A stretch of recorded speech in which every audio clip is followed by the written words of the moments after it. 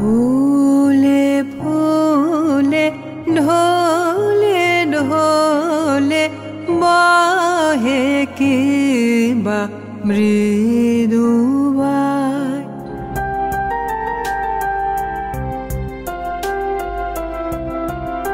তুমি কোন কাননে ফুল, কোন গগনের তারা।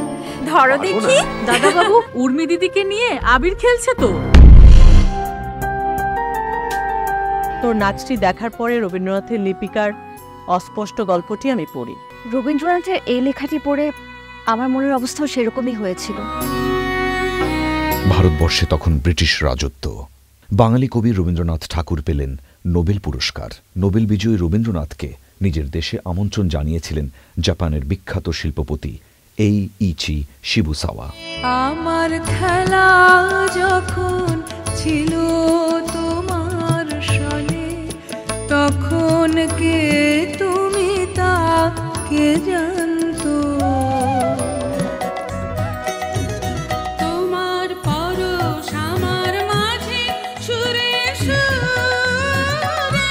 দিন চলে যায়, জগতে আনন্দ যোগে আমার নিমন্ত্রণ।